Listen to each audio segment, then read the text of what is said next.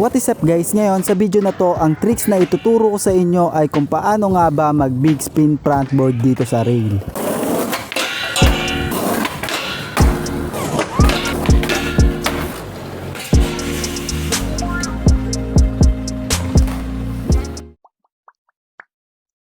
Itong tricks na big spin frontside board slide guys ay isa sa mga pinaka favorite kong tricks dito sa tubo kasi napaka cool niyang gawin. Pero ang tricks na to guys ay hindi talaga pang beginner na tricks guys. Medyo nasa amateur skater ka na dapat neto, yung medyo marunong ka na talagang mag-skate at gamay na gamay mo na yung pag-i-skateboard sa tubo. Kasi kailangan mo ng matinding confidence guys bago nyo to i-try sa tubo. Nung tinatry ko pang gawin yung big spin front board dito sa tubo guys ay medyo nahihirapan talaga akong i-commit itong tricks na to. Kasi hindi ko pa ma-visualize guys kung paano talaga gawin yung big spin front board. Pero nung nanood ako sa YouTube guys, natatandaan ko na kung paano gawin yung front board guys. Tinry ko na ng tinry sa tubo. Hanggang natutunan ko kung paano gawin yung big spin front board at makonsistent ko ito. So kaya naman tara, ituturo ko sa inyo kung paano nyo to magagawa. So para magawa nyo tong tricks na to ay dapat meron na muna kayong backside big spin. At dapat medyo consistent nyo na yung backside big spin. Kasi ayan talaga yung pinakakailangan nyo para magawa nyo yung backside big spin front board.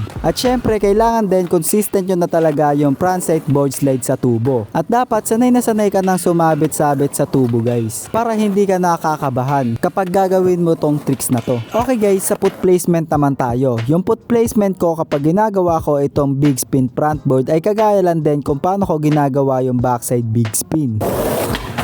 Yung front foot ko ay nilalagay ko lang dito sa may baba ng bolts ng skateboard. Tapos yung back foot ko naman ay nandito sa may gilid ng tail ng skateboard kagaya nito. Basta kung ano yung foot placement nyo guys, kung paano nyo ginagawa yung backside big spin ay ganun lang din kung paano nyo magagawa itong big spin front board. Bago nyo gawin itong big spin front board guys ay dapat nabivisualize nyo na kung paano nyo to magagawa. Tapos dapat hot skate na kayo guys para dare-derecho. Ang una nyo munang gagawin guys ay ibuelo nyo lang muna yung katawan ninyo na para kayo magba-backside big spin. Tapos dapat nakapokus kayo sa tubo na sasabitan ninyo. Syempre dapat sa dulo muna ng rail nyo itatry itong tricks na to. Kasi para mas makapanin nyo kung paano nyo to mapapasabit sa tubo. Huwag nyo munang papasabitin sa gitna ng tubo kasi mahihirapan talaga kayo nyan. Kapag ready na kayo at kung feeling nyo na ay kaya nyo nang gawin yan, ang una nyo lang gagawin ay ibuelo nyo lang muna talaga yung katawan ninyo na para kayo magba-backside big spin. Tapos ipapap nyo lang yung tail ng skateboard na para kayong magpa-pop shove. Kapag umikot na ng 180 degrees yung skateboard guys, ay dun nyo na isabit sa tubo yung skateboard ninyo na para kayong magpa-frontside board slide sa tubo guys. Kapag nakasampa na kayo sa tubo ay i-commit nyo na, wag na kayong bibitaw guys para ma-perfect nyo na tong tricks na to. Tips ko lang guys, ang approaching nyo sa tubo ay dapat hindi masyadong malapit at hindi rin masyadong malayo. Sakto lang dapat na makakaikot yung skateboard. Kapag malapit ka kasi sa tubo ay hindi magpo-full rotation yung big spin mo kasi tatama yung skateboard nyo sa rail. Kapag masyado ka namang malayo ay hindi naman naabot yung big spin front board mo dito. Kumbaga hindi mo mapapasabit yung big spin front board.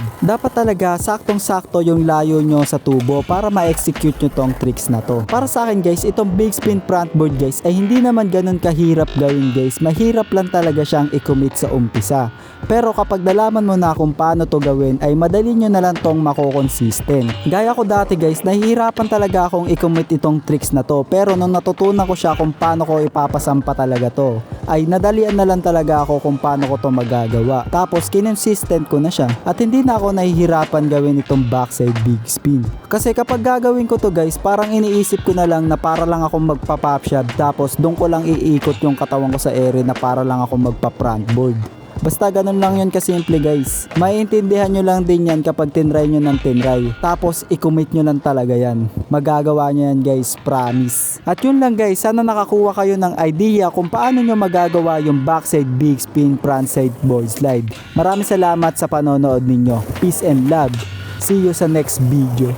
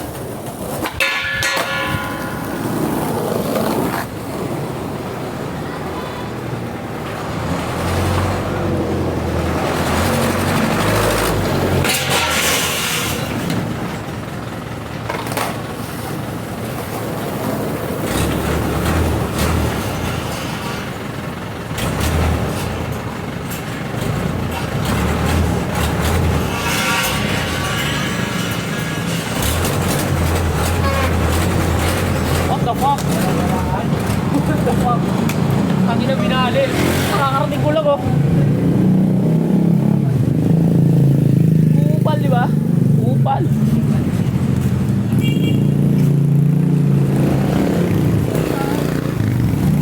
Hindi